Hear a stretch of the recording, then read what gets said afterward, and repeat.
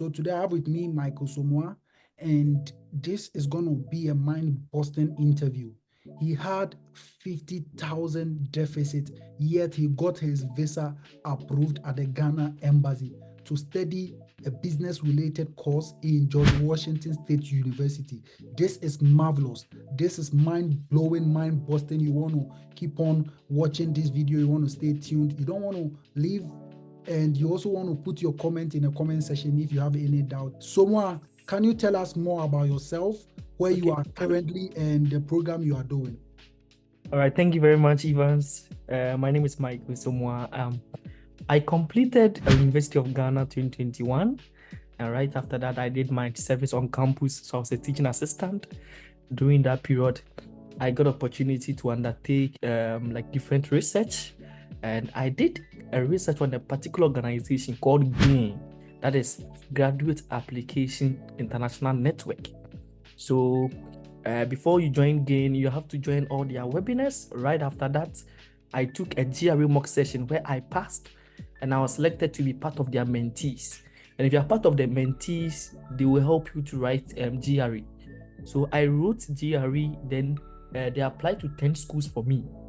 So you get the benefit of applying to 10 schools. So fortunately for me, I applied to 10 schools and I had admission to 6 schools out of the 10 schools. No, wait, so you mean you joined GAIN? GAIN is an institution in Ghana? And no, Switzerland. They are in Switzerland? Yes. But they have a branch in Ghana? No, so everything is done online, but they are so the main aim of GAIN is to bridge the gap between Africans and Europeans. So specifically in courses that are related to economics. Yeah. So that's something that they are doing now. Ooh, this is my first time hearing that. And I believe someone watching is going to learn and going to search for GAIN in order to also sign up onto their platform. So they help you with. So did they pay the application fee for you or something? They paid application fees for 10 schools. 10 schools, 7 schools in the US, then 3 schools in Canada.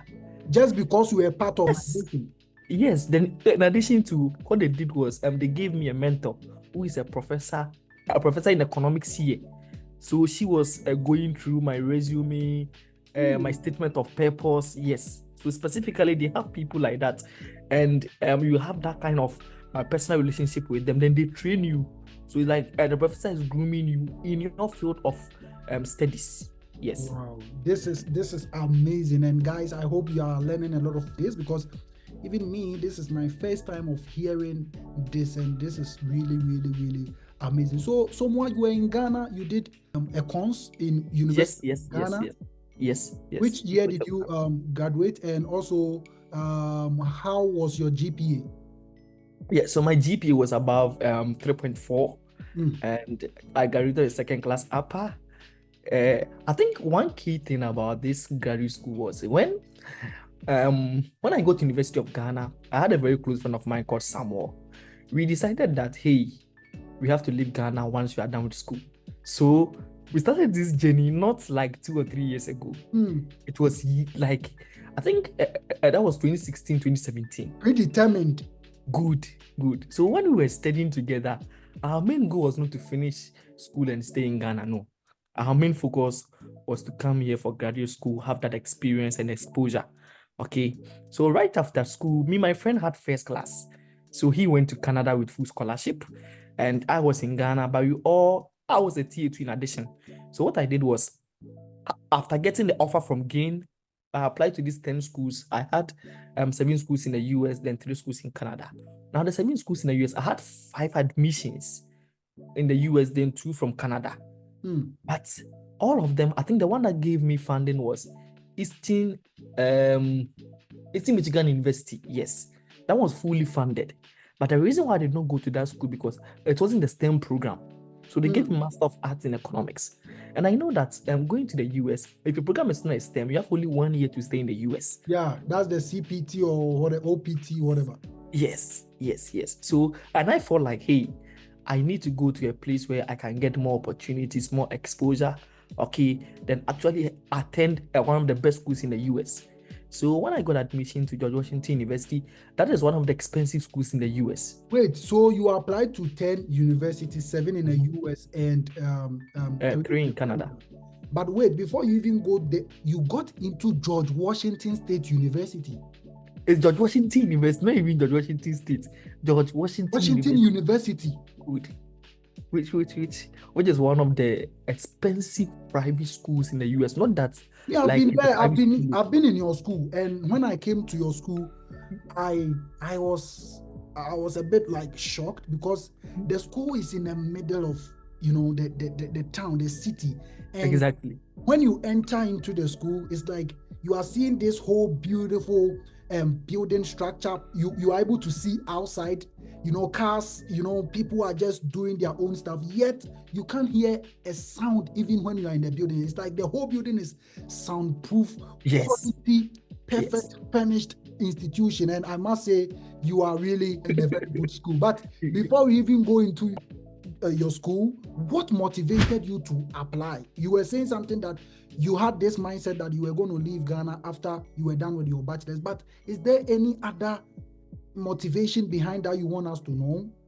I think for me, all my life, I've realized that getting quality education and having the right exposure is very important.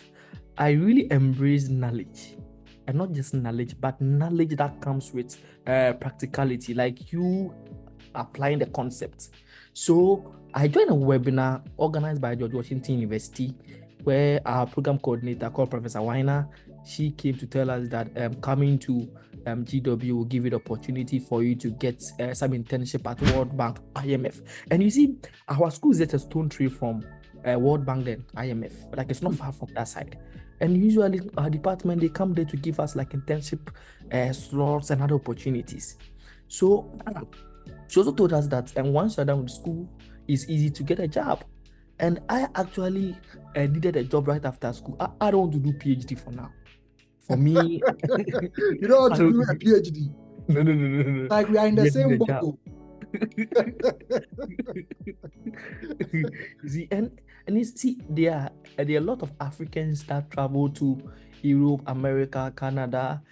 It's not like they want to do PhD, but because they don't have option. You see, you don't have experience in the US, so it's very difficult for you to even get an internship. That is the gospel truth.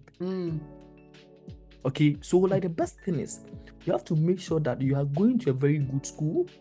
They understand whatever thing that you've been taught. You have the practical skills. The skills are very, very important because you are going to compete with people who are natives of that country. And trust me, obviously they are going to choose you over them. So what you have to do is you have to target schools that you think when you are done with school, someone like me, I need a job. So I don't have to go to a school that will just give me everything. Then at the end of the day, like I'll be forced to do a PhD. I want to do PhD willingly, not because I couldn't get the opportunity to.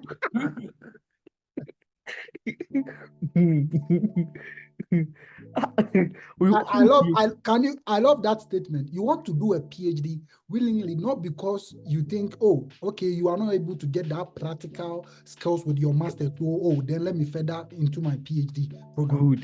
Good. And I can tell you for a fact, when I entered GW, I realized that hey, my life has changed.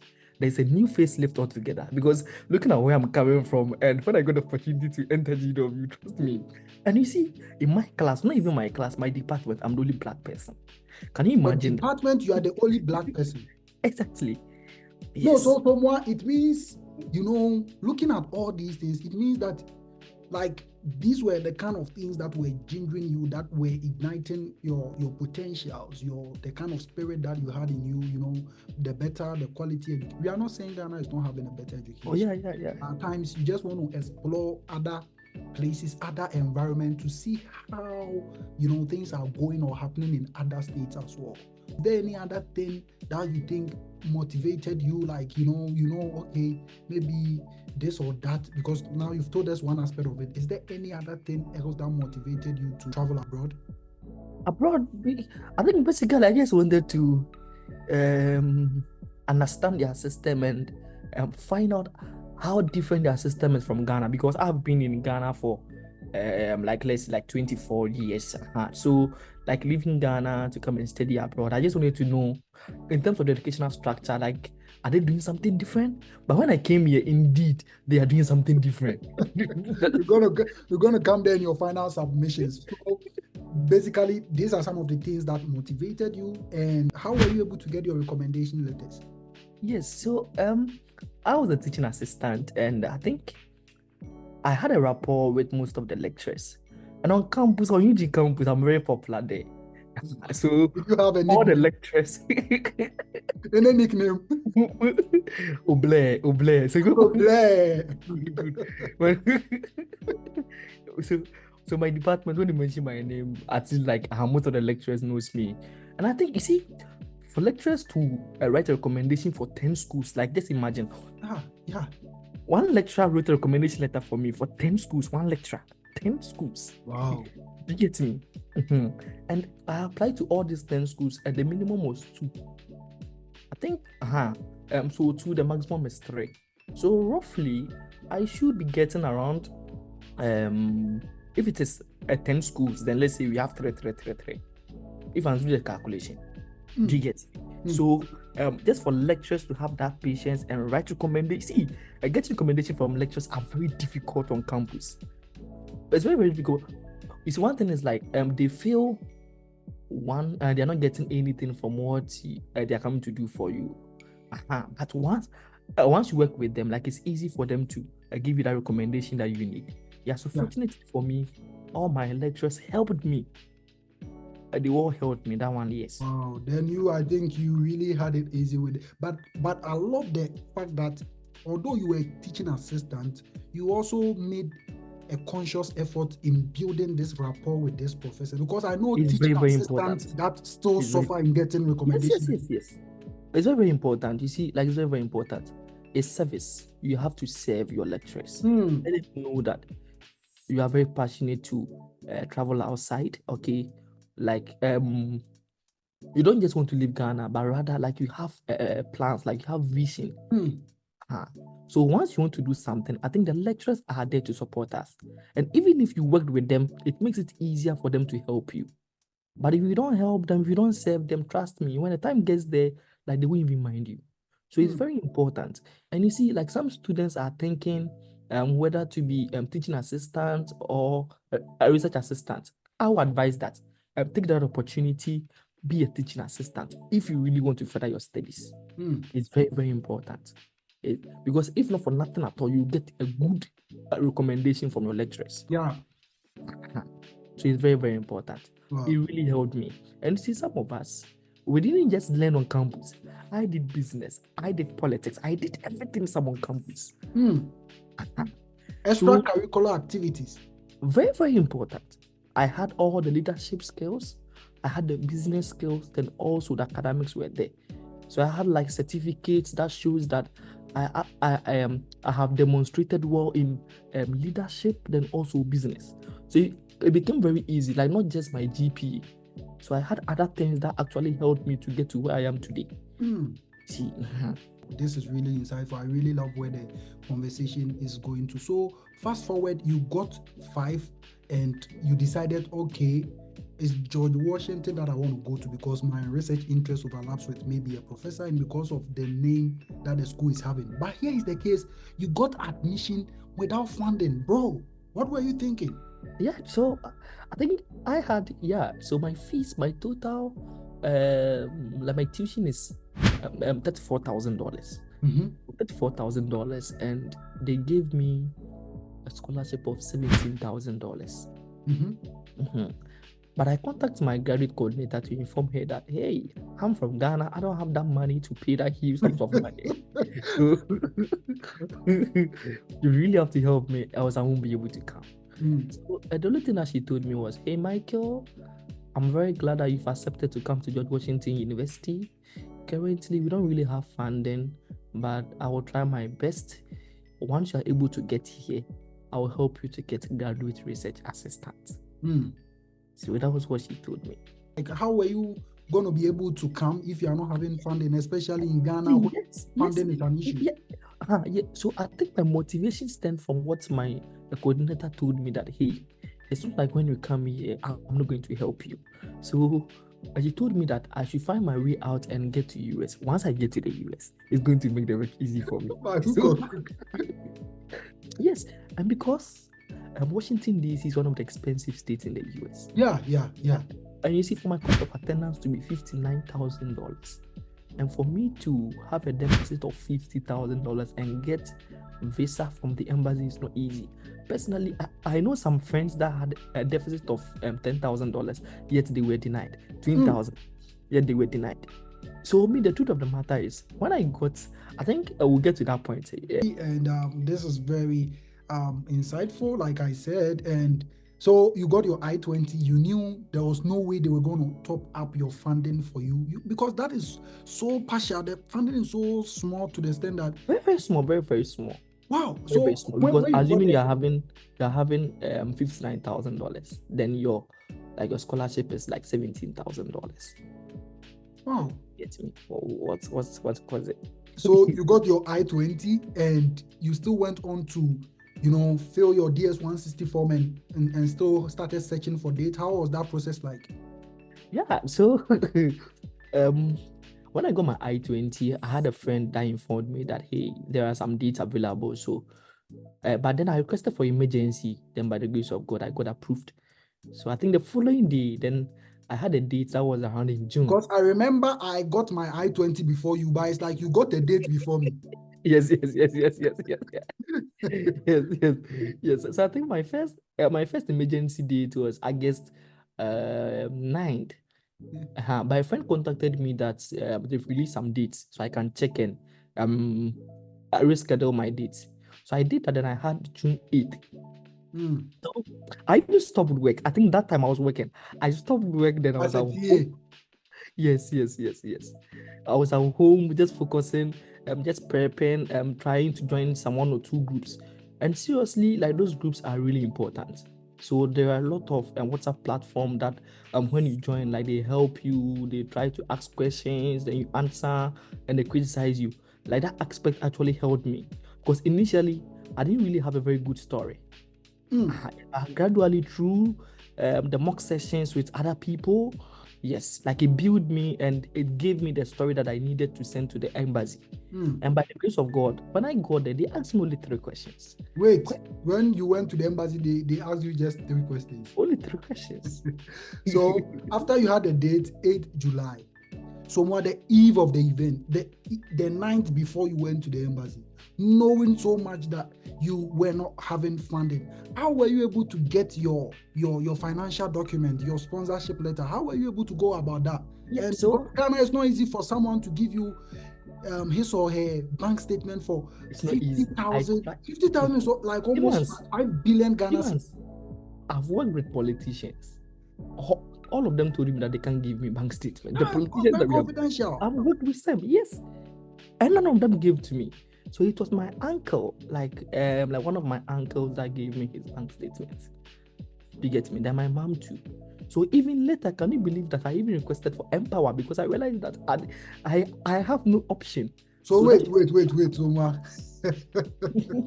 So you took a bank statement from your uncle, you took from your mom to back it up, and you also applied for Empower loan. Did you get it? Yes. You got the Empower loan. Within 3 days. Within 3 days, I was approved. I am very determined. Very, very determined. No, because I'm trying to get. So you were going to the embassy with your sponsor, that is your uncle, your mom, and also an additional. That means you try to use all the alternative means that were available to you. Because I knew that, hey, like 2023, I have to leave Ghana. That is something I was telling myself, that I'll leave this country. I have to go to school. I can't stay here. Yeah. Do you get me?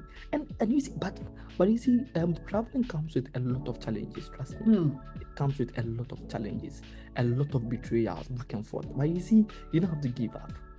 You don't have to give up at all. Whatever thing that you are doing out there, make sure that you just persevere and be consistent, and just trust that God can do it. Because some of us, the place that we've got into, we're also coming from is far.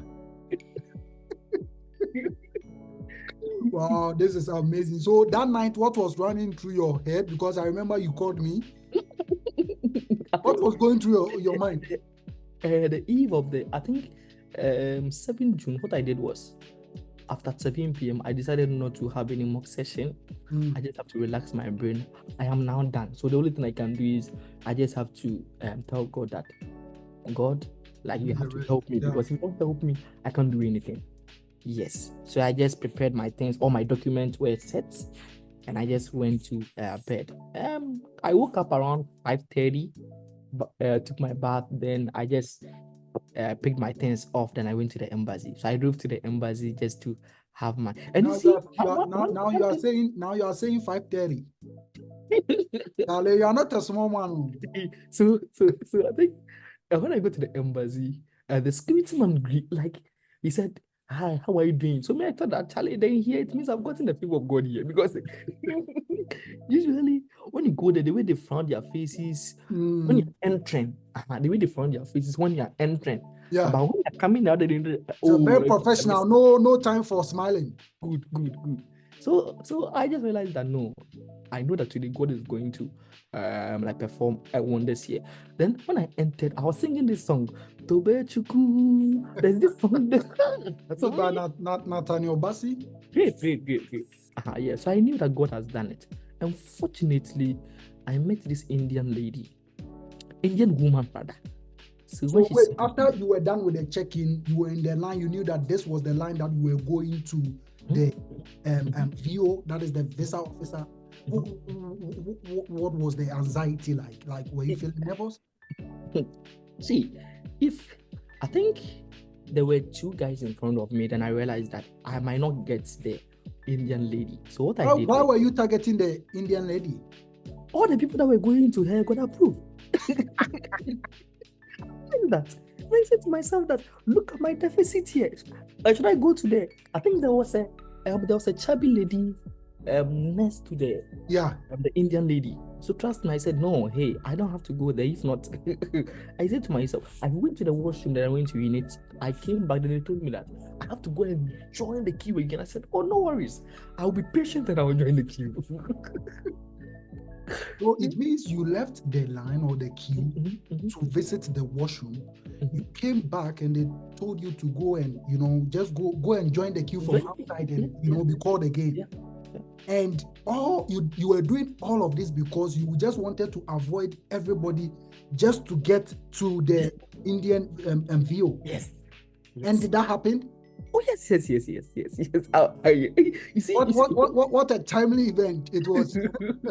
I think, you see, the funny thing is, there was this lady in front of me, and she also wanted to go to the Indian lady. But fortunately for me, the chubby lady finished with that guy. Then I told the lady that, hey, go here.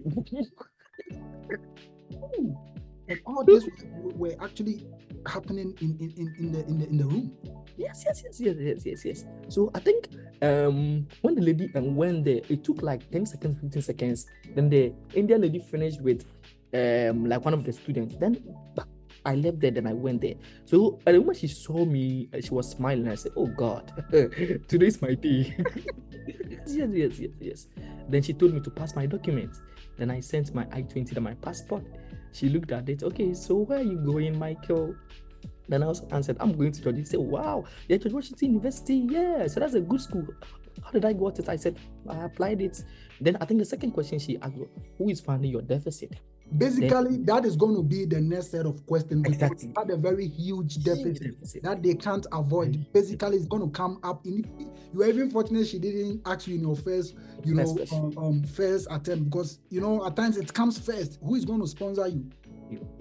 And how did you answer that? Someone is watching, the person has huge deficit, and the person is wondering the kind of story or the kind of package he or she is trying to go to the embassy with. Can you share with us what the answer you gave that you think made the so you see, initially I told you that I had a loan from Empower. I have my mom's statement and my uncle.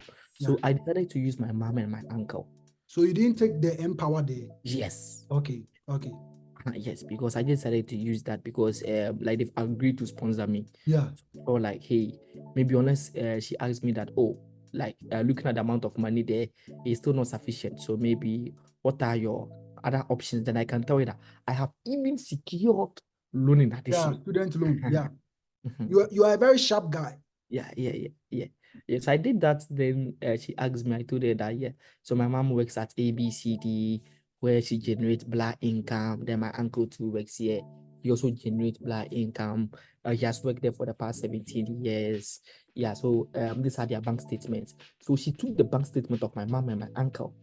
Then she scanned through to see if everything is okay. Yeah, then after that, she gave it to me. Then she asked, will you be going alone?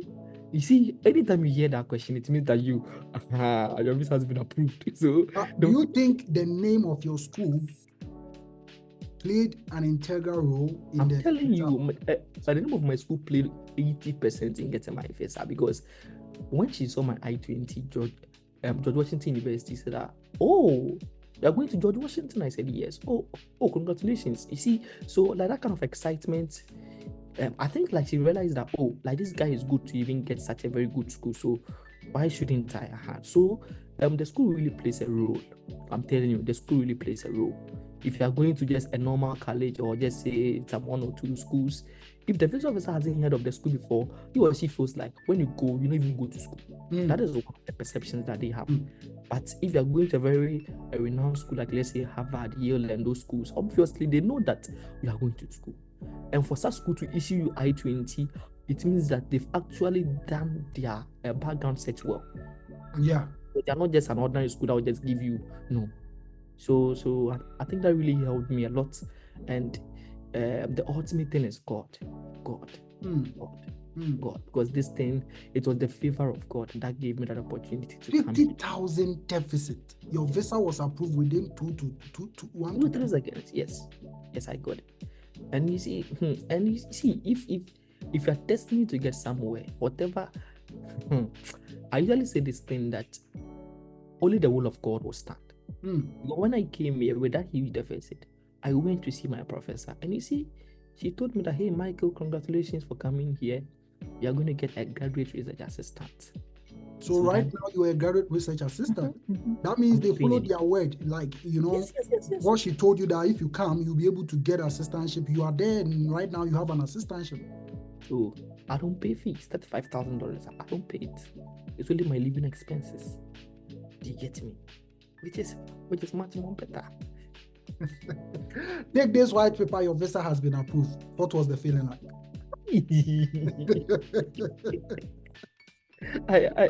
I thought it's a dream. Like it's a dream, because and you see, anyone I was talking to was discouraging me.